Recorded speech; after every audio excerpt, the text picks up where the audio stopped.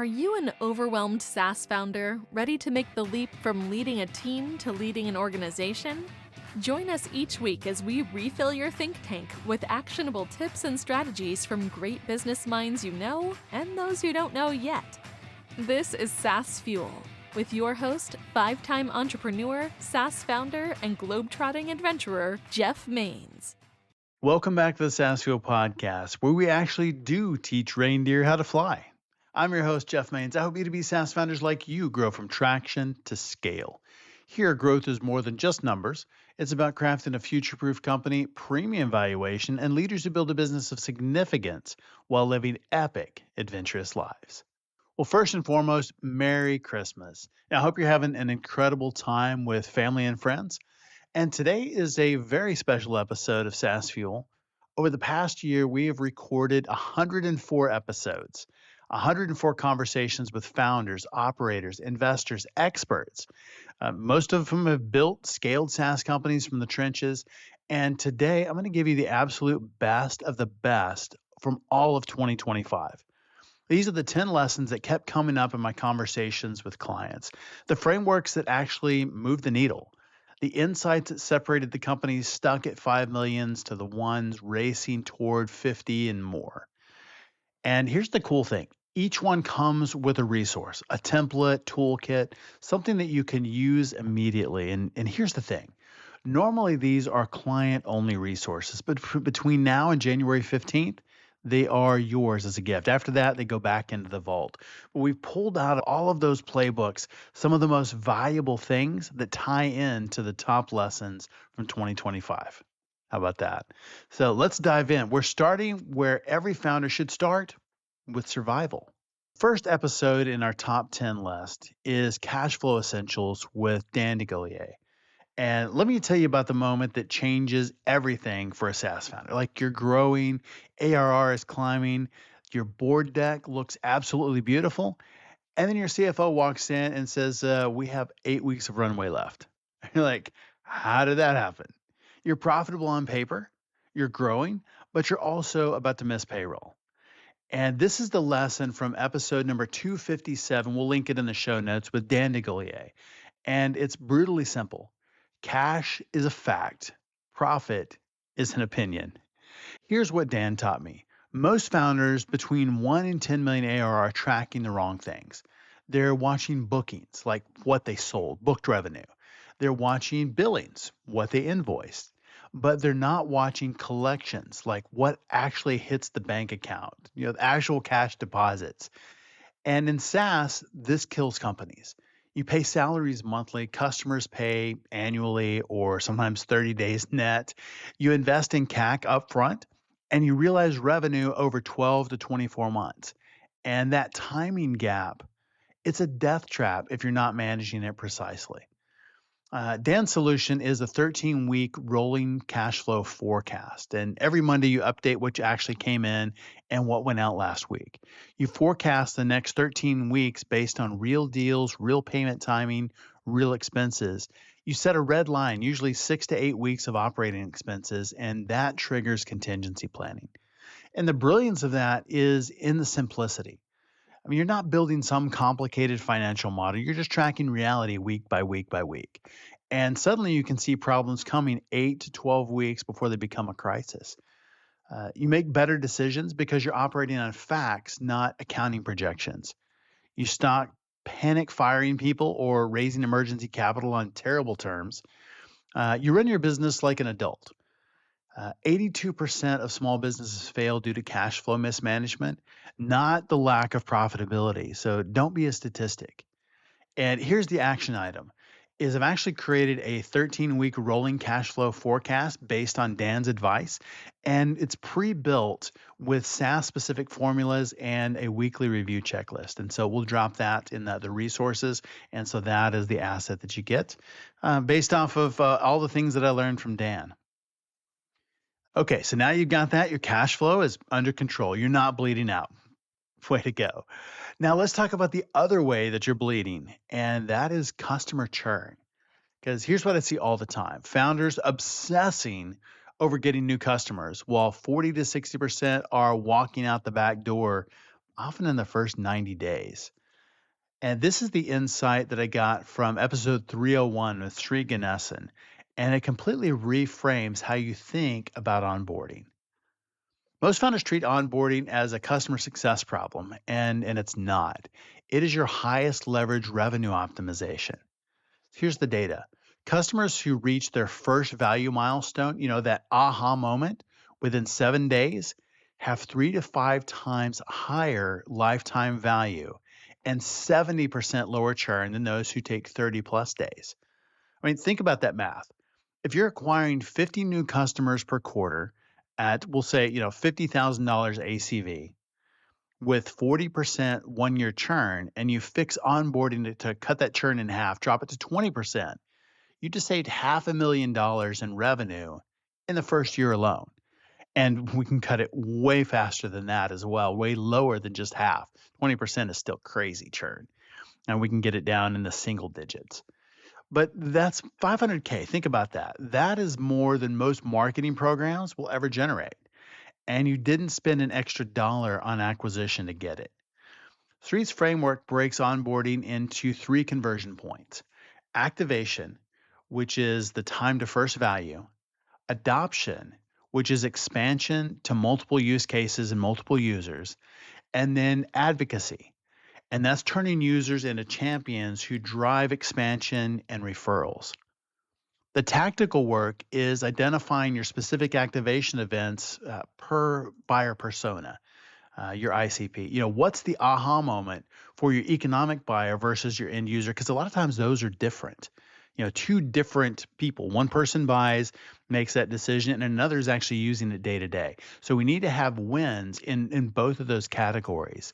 And then what we want to do is to build automated sequences that guide each persona to those moments as fast as possible. And here's the sneaky part. Great onboarding isn't just about retention. It's about expansion. Here's the thing. You build expansion hooks right into the onboarding journey. Natural moments where users see the value of upgrading or adding seats or adding features or going, hey, you've got this. Now, what about this other thing over here? Because they see value in it because they're using it. They're getting value. They're having those aha moments. And then you have these expansion hooks that are built into your process. A 20% improvement in onboarding completion can increase your net revenue retention 15 to 25 percentage points. And the cool part is that compounds every single year. I think net revenue retention is one of the most important SaaS metrics. And we're seeing a lot of that in the investment world of them really looking at that heavily. Especially as sales cycles kind of extend out and slow, but net revenue retention, that's a big deal. So we want that to be higher. I mean, we're talking some pretty significant bumps in that if you can build in those aha moments. So what are we going to do to do that?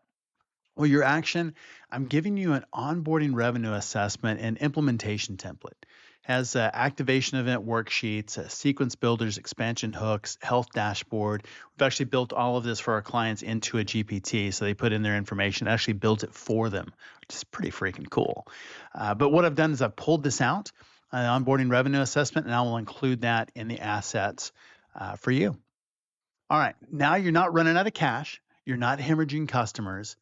Now it's time to fix the thing that's making you lie to your board about what you can actually ship. This is a great one. From episode 338, Thanos Diakakis and his buckets model. This thing was mind blowing for me. We went and implemented it pretty much immediately after I had the first conversation with Thanos and we met. But here's the uncomfortable truth. Your engineering team isn't slow because they're bad. They're slow because you've never given them a coherent prioritization framework. And when I first thought about this myself, I'm like, of course we do. We have prioritization meetings and we say, here are the priorities and that kind of thing. But it's not that.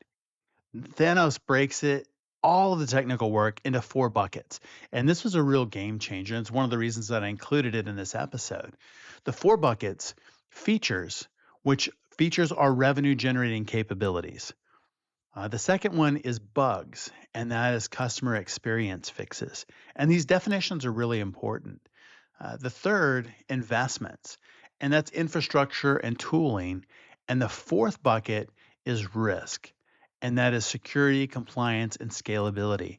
And the magic is in the allocation strategy. Think about this. Early stage SaaS, maybe 60% goes to features, 10% to investments. If you're a mature company, flip that ratio to ensure long term stability. So we've got 60% in investments, 10% in new features because the product is a lot more mature. We don't need to be adding gobs of features with everything that we ship. But security, oh, that becomes a whole lot more important the bigger you get. Compliance, scalability, infrastructure, tooling, technical debt, all of those things. Think about the allocation strategy. That is the magic. And what changes everything is making these allocations transparent. When your board is asking, or sometimes your CEO is asking, why can't we ship faster? You don't have to get defensive. You just pull up the buckets allocation and show them exactly where the resources are going.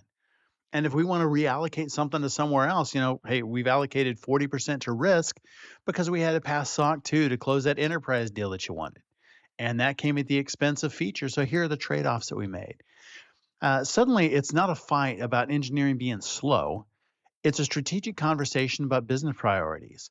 Says, hey, we don't have to do the 40% in this risk bucket. We can take that and we can move it over to features and we can ship more stuff. But is that really what we want to do strategically? Is that where we want to go as a business? And I think that is really, really cool to think about it that way. And it just changes the conversation. As the silent killer of SaaS companies is technical debt, without a doubt. I mean, most teams address it reactively when it becomes a crisis. But by then, they've already lost deals, they've burned out engineers, they've created compounding problems, and it's a whole lot harder to fix. Nobody wants technical debt. It sucks. Nobody wants to work on it. I mean, it's not the fun part of the business, but it's something that we have to work on and have to allocate resources to before it becomes a problem, before it becomes a crisis, before it results in lost deals and lost revenue. The buckets model prevents the feature factory trap. Teams endlessly ship new capabilities while the foundation crumbles underneath. Anybody experience that? Yeah, companies using this model report 30 to 40% improvements in delivery predictability. And that's the difference between missing commitments and being the company that actually ships what you promise. All right, so what are you going to do with it? Your action, here we go. You get the buckets prioritization worksheets, and that includes categorization tools, allocation calculators, and quarterly review templates. And all this was pulled from my conversation with Thanos, what we implemented, what we gave to our clients, and pulled out this little piece and giving it to you as well. So that will be in this whole bundle that we're giving listeners of the podcast. All right, making some good progress here. Your product now works reliably. We got the buckets all sorted out. Now it's time to fix the sales motion that's supposed to convert prospects into revenue. And this is from episode 326 with Christian Jack, the 7-step demo framework. And here's what's broken. Most sales demos are product presentations. It's a tour. It's a feature tour. Like here's all the stuff that we do. And product presentations don't build trust. Not only that, they don't close deals. Christian's insight is that a demo should be a consultative conversation, not a feature walkthrough. The prospect should be talking 60, 70% of the time or more, not you. We've probably all been on those demos, either giving them or receiving them, where the person presenting is talking 80, 90% of the time. And like, stop me if you see something you like. And they go on and on and on and put people to sleep. So to solve that, we've got the 7 steps. So let's go through them real quick, and you can dive into the full episode to get a little more context. But I'm going to give you a cool tool at the end also. 7 steps. The first one is discovery. We want to make sure that we understand their world. The second is tailoring. Customize the demo to their pain. All that stuff you learned in discovery, this is where you adapt the demo to their world. Third is storytelling. We want to show transformation through real customer examples. Fourth is interactive engagement. Let them drive. Make it a back and forth conversation, not talking at them, but talking with them. Let them drive. Let them kind of steer. What do they want to see next? What is this going to solve the problem? Which leads right into handling objections. We want to address concerns in real time. Actually, have those conversations during the demo. Hey, do you see how that will fix your problem? There's a very elegant way to do that where it is very conversational. It's not salesy. We want to create some urgency. Show the cost of inaction. 60% of deals today are lost. They're closed to no action. You got to show them the cost of doing nothing. Certainly an option to do nothing, but what is the cost going to be if you do that? If you don't make a decision? And then we want to close with clear next steps. We want to wrap things up on the demo. What is the next step? Is it a proposal? Is it, what is it? What are the expectations and very, very clear, actionable next steps? The psychological safety techniques are what separates this from every other framework. We want to ask permission, acknowledge concerns, create space for questions, and all of those build trust faster than feature superiority ever will. No killer feature is going to win the deal, but those three things absolutely will. Here's the reality. Your prospects have seen 3 to 5 competitors before you, or maybe after you. They can research features independently. They can look at their own ball chart or whatever, and there's features they care about. There's a whole lot of features they don't care about. And the demo is your opportunity to differentiate through human connection and business acumen, not a feature war. Winning demo isn't the one that has the most features. It's the one where the prospect feels understood, sees themselves succeeding with your solution, and trusts you to guide them through implementation. Companies that implement structured demo frameworks like this will typically see 20 to 35% increases in demo to trial or demo to close conversion rates within 60 to 90 days. Pretty cool stuff. So, action step, what happens next? I'm going to give you the complete 7-step demo framework. We've got some sales scripts and some role play and things like that in there as well. But the most important is 7-step demo framework. And again, that's something we've actually built into a GPT with our clients.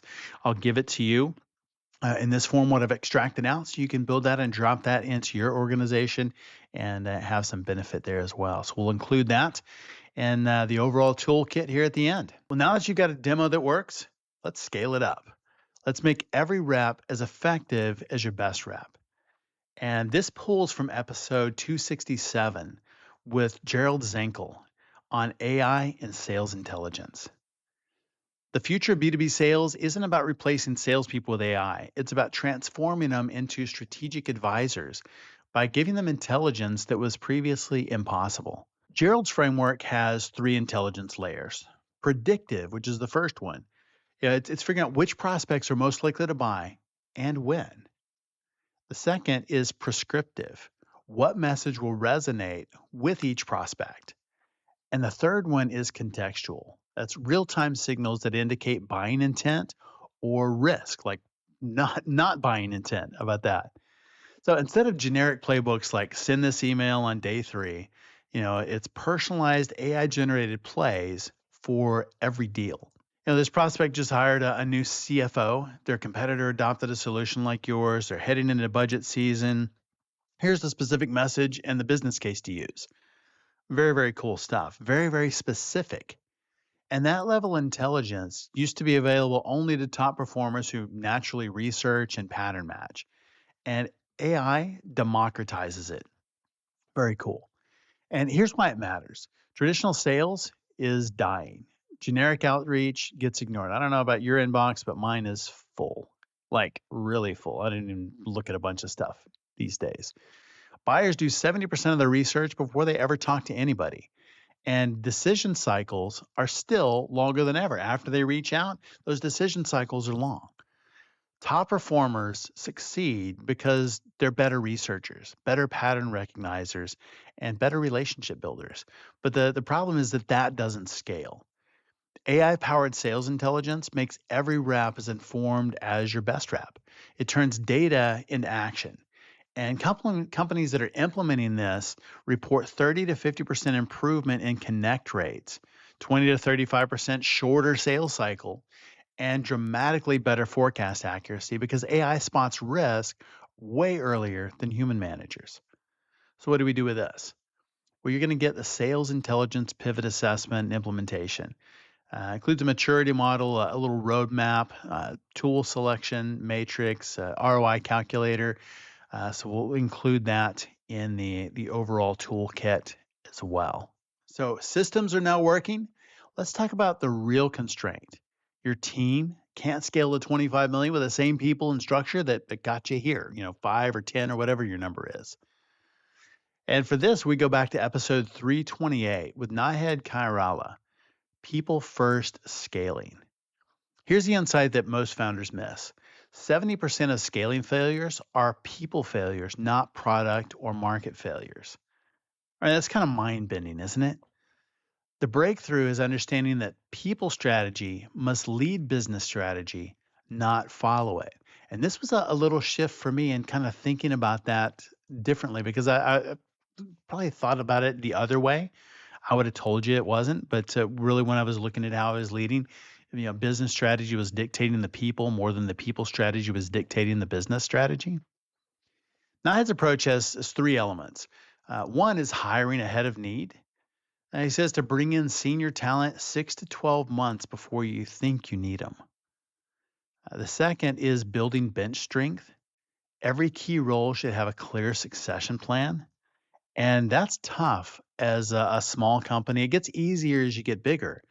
But thinking about that, where are these people going to go? What does the succession plan looks like if somebody leaves or somebody gets promoted or the company expands? What does this look like? What is the succession plan? And the third one is creating feedback loops, regular check ins where employees feel safe to flag problems early. They don't hide things, they don't bury things that pop up later and bite you. The tactical tool here is people, operations, market, alignment, all three of those. The tactical tool here is people, operations, market, alignment map. I mean, every quarter leadership evaluates, can our current team deliver what we need to achieve in the next 12 months, or are we setting them up to fail? And I think it's really, really good perspective. It's not, dumping it on them, but, are we setting them up to fail? Do we have the right people, or do we need to kind of rethink this 12 months from now? Most founders are product or engineering natives. They treat people strategy as something you deal with when you have time. And I can relate to that because we're all time crunched. But the result is they hit, 5 million to 10 million ARR and suddenly realize the scrappy early stage team can't scale to 50. And they start reactively hiring. They'll promote people beyond their capability. They create organizational chaos. And the cost is devastating. Months of lost execution, key customer churn, sometimes forcing a restart with a new leadership team. And that sucks, but sometimes it's necessary. It's thinking about it, earlier in the process to prevent that from happening. But by the time people problems are obvious, you're already 6 to 12 months behind. Companies that build people first cultures from day one scale faster with a lot less drama, and they retain their top talent through the chaos of hypergrowth. So, what do we do with this? Your action, giving you the scale readiness diagnostic and people planning toolkit.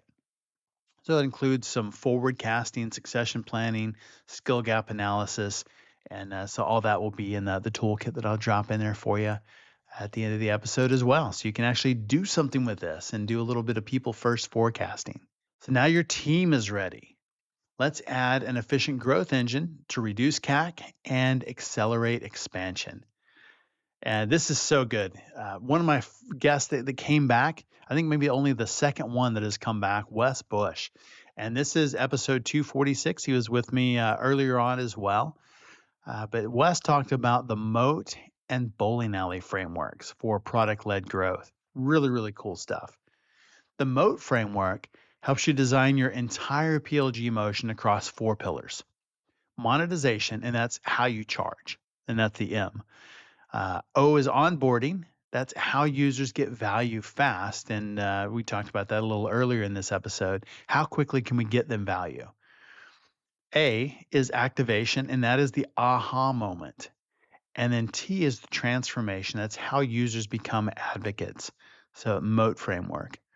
His other one, the bowling alley framework, which addresses why most companies fail at product-led growth. They try to be product-led for everyone instead of identifying the perfect early adopter pin, like a bowling alley, like a bowling pin, and then expanding systematically. So start narrow, win completely, and then expand to adjacent segments. So it's hitting that pin that you're aiming at straight on and then letting that expand to adjacent segments. Together, the two frameworks show that product-led growth isn't about eliminating sales. It's about letting the product do the qualification work so that sales focuses only on high fit, high intent, high value buyers. The critical insight here is that product-led growth reduces CAC by 30 to 50% while improving conversion quality because users self-select based on actual product experience, not just marketing promises. Here's the inflection point. 87% of B2B buyers prefer to research and evaluate software independently before talking to sales. Companies clinging to traditional sales-led models are experiencing longer sales cycles, higher CAC, lower win rates, and just like I said earlier, 60% are closed, no action, no decision at all. But here's the thing, companies that naively bolt on a free trial without rethinking their entire go-to-market often fail too. You'll get thousands of unqualified users and no revenue and a lot of frustration and sometimes some pretty bad reviews. Wes's framework provides the strategic architecture to make PLG actually work. He's the best, I think, in the industry with product-led growth. He is the product-led growth guy. PLG first companies grow 30 to 40% faster and achieve 2 to 3 times higher valuations because their unit economics are just way better. So what do we do with this? You're going to get the PLG readiness assessment and implementation playbook. It includes some moat evaluation, bowling alley segmentation, a few other things. So we'll include that. And that's all based off of what I learned from Wes and how we've implemented that with our clients as well. So pulled out the most valuable pieces and we'll drop that in there to get you going for your PLG readiness. All right, now we've got a little PLG action going. Efficient growth, right? Now let's 10x your team's productivity to compete with those better funded rivals. Anybody ever had that experience where biggest competitors gets a $50 million round? There was a time where I was getting those calls like every single week, and now it's probably a couple, 3 times a month where that happens. So a little bit less, but an issue nonetheless. So what do we do with that? Episode 321 with Jonathan Mast. We talked about AI amplification, not replacement. This is a pretty cool thing. Most companies are thinking about AI wrong. They're asking, what can AI replace when they should be asking, what can AI amplify? And Jonathan's framework evaluates every role and task through the lens of augmentation. Where can AI handle repetitive work so humans focus on judgment, creativity, and relationships? The amplification matrix maps tasks across 2 dimensions. Automatable, and that goes from low to high, and then strategic value, and that goes from low to high. Low automation, low value task, eliminate them. High automation, low value task, automate those. High automation, high value task. I mean, this is the gold mine. Use AI to do 80% of the work so humans can focus on the strategic 20%. And then the low automation, high value task, keep those purely human. And this prevents the common mistake of automating low value work while still drowning people in strategic work. No actual productivity gain. Companies are making huge AI investments, but seeing minimal ROI. And, according to MIT, 95% of AI projects fail. But they're automating the wrong things, or they're creating AI for AI's sake. We've seen so much of that. It's solutions that nobody uses. They're automating things that shouldn't exist in the first place. The second mistake is the opposite of that. And I would say, it's paralyzing fear that AI will eliminate jobs. And I've seen this a whole lot less in the SaaS market, but outside of that, the people you're selling to, this could definitely affect them. They think that AI is just going to eliminate jobs, and so there's some resistance, there's slow adoption, there's it's scary, I don't know what to do with this. And Jonathan's framework cuts through both extremes. AI's highest value is making your best people even better. Your top salesperson closes more deals because AI handles research and follow-up. Your best engineer ships faster because AI handles boilerplate code. I mean, just like, code libraries from years ago, and that was like a really novel thing. It's like, hey, We need a login process. Oh, we'll just pull that from the code library because it's not like, we're totally unique in this. Nobody's ever built this before. Of course they have. AI can do a lot of that today, and it is amazing. This is the worst it's ever going to be, and it's pretty darn good at this stage and just getting better week after week after week. Your customer success team, they can handle twice the number of accounts because AI does the routine check-ins. It handles some of those easy support tickets because it can just answer the question because it's going through all the documentation that your customers never read and saying, "Hey, here's the answer that you need." Very, very cool. So if you got to train it, but it can handle so much of that.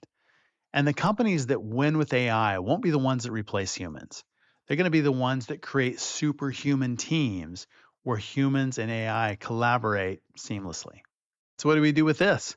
I'm going to give you the AI amplification scorecard and implementation.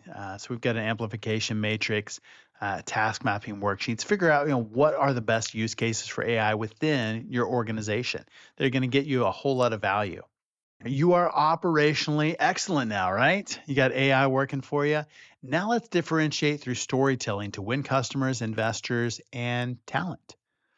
Episode 322 with David Ebner is where this lesson came from.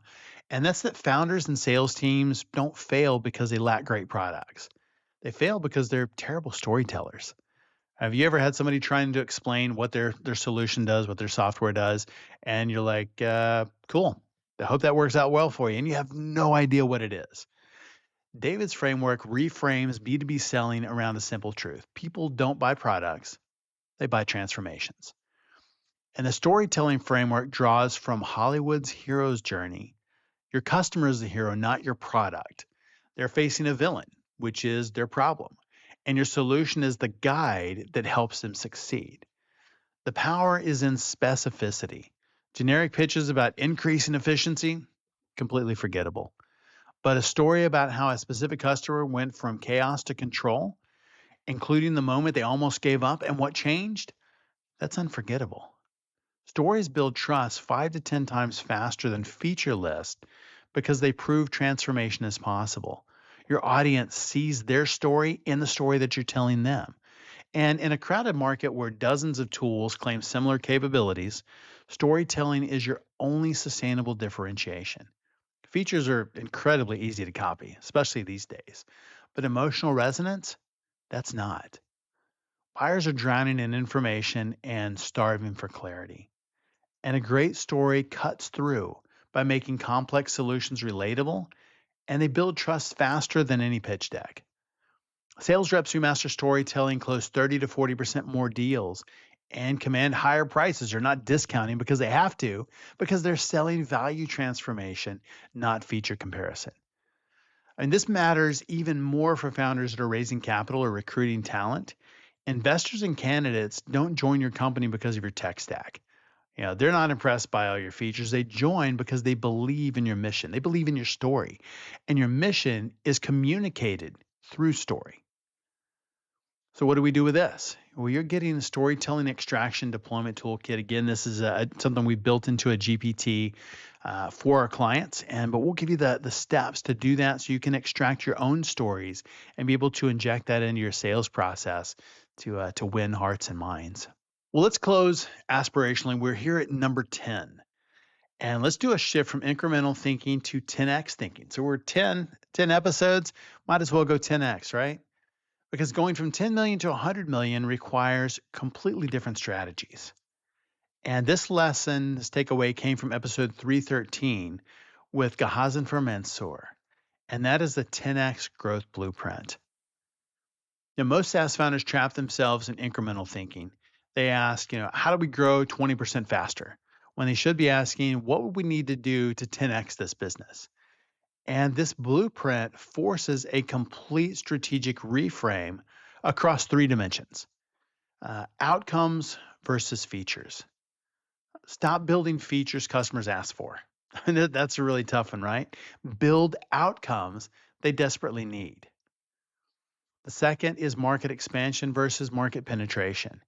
Should you go deeper into your current market or expand to adjacent markets? And the third dimension is efficiency versus scale. Optimize what you have or build new growth engines? And that's a tough one because as founders, we want to jump and we just want to build new stuff. We want to build new growth engines and do all that. Sometimes that is the right thing. Sometimes it is to optimize what you already have and go really, really deep into the market that you're already in instead of go chase something you've never sold before. Not always the most fun thing, but the critical breakthrough is that companies that grow from 10 to 100 million ARR, they don't do the same things 10 times better. They do fundamentally different things. And sometimes that means you go 10x, double down, double down, double down on the market that you're in. How do you expand inside that market because you're already in it? Or sometimes that does mean that you want to go wider. So it's figuring out what is it that you do to grow 10x. If we're going to 10x this company, what does that look like and how fast can we do that? How can we compress that timeline? If we had to do it, if we had to accomplish our 3-year goal in 12 months, what would we do? What if we had to accomplish our 10-year goal in 2 years? What would we do? What would we do different? What would we cut? What would we stop doing because it's not essential to get that number? Now we're on to something. Most companies will plateau between 5 and 15 million AR because they optimize the wrong things. They improve sales efficiency by 10%. They'll tighten product market fit. They'll reduce churn by a few points. And those are important. But these incremental gains don't unlock the next stage. 10x growth requires architectural changes, new pricing models, new market segments, new product lines, new go-to-market motions. The 10x blueprint forces founders to think strategically about what got them here versus what will get them there. And it prevents the trap of optimizing a local maximum.